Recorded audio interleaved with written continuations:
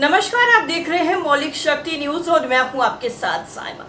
देश में बढ़ती हेट स्पीच और इससे जुड़े अपराध के मामलों पर सुप्रीम कोर्ट में सुनवाई हुई है। सुनवाई के दौरान कोर्ट ने कहा है कि हेट स्पीच के मामले में आरोपी चाहे किसी भी पक्ष का हो, उसके साथ समान कानूनी व्यवहार किया जाएगा।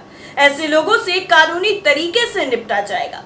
सुप्रीम कोर्ट में जस्टिस संजीव खन्ना और न्यायमूर्ति SVN भट्टी की पीठ नफरत फैलाने वाले भाषणों के खिलाफ कार्रवाई की मांग करने वाली याचिकाओं पर सुनवाई कर रही थी। इसमें हाल ही में नूह गुरुग्राम सांप्रदायिक हिंसा के बाद मुसलमानों के सामाजिक और आर्थिक बहिष्कार के लिए कुछ समूहों द्वारा किए गए आह्वान के खिलाफ कार्रवाई की मांग करने वाली याचिका भी शामिल है।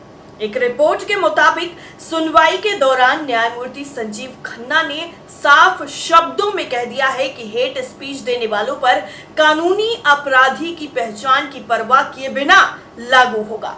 उन्होंने कहा कि हम बहुत स्पष्ट हैं, चाहे वो एक पक्ष हो या दूसरा पक्ष, उनके साथ एक जैसा व्यवहार किया जाना चाहिए।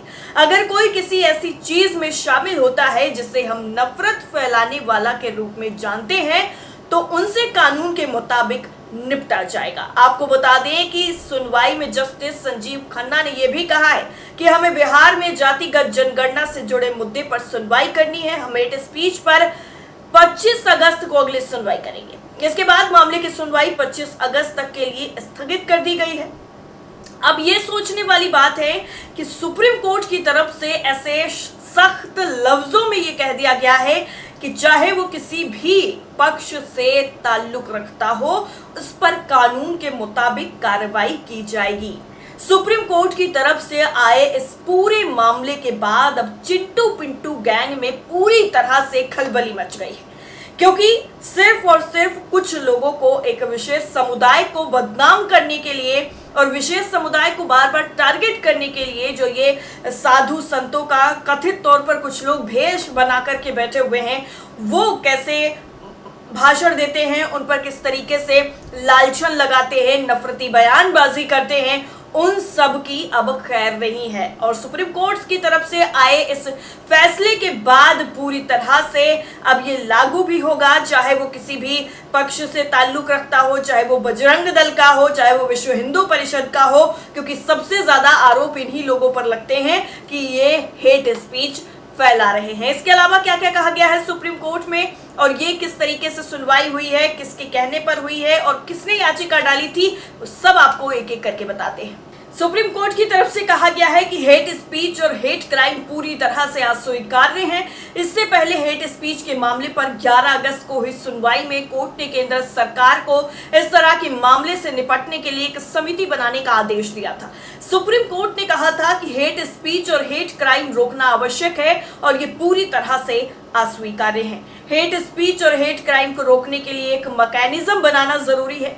कोर्ट ने यह भी कहा था कि हमें इस समस्या का हल निकालना होगा। हरियाणा के नूह में सांप्रदायिक हिंसा के बाद कुछ हिंदू संगठनों की महापंचायत में बुलाई गई थी।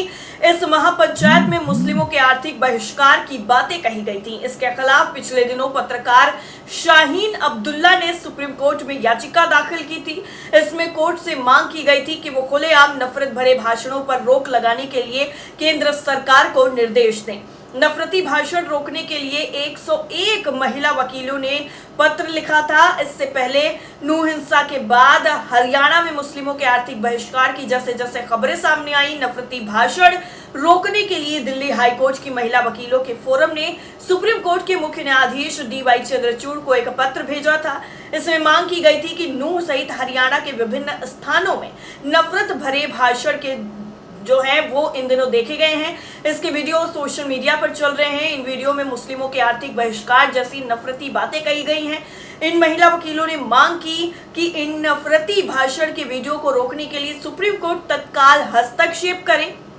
101 महिला वकीलों के हस्ताक्षर वाले 3 पेज के इस पत्र में सुप्रीम कोर्ट के पूर्व के फैसलों का हवाला देते हुए इन्हें रोकने की गुहार लगाई गई थी। आपको बता दें कि उन्होंने नफरत से भरे भाषण वाले वीडियो पर चिंता जताते हुए कोर्ट से अपनी 3 मांगे की थी, जिसमें कहा गया था कि हरियाणा सरकार को नफरती भाषण रोकने के लिए कदम उठाने चाहिए, नफरती भाषण के वीडियो पर रोक लगाने और इसके लिए जिम्मेदार लोगों पर कार्रवाई करने का आदेश दिया जाए।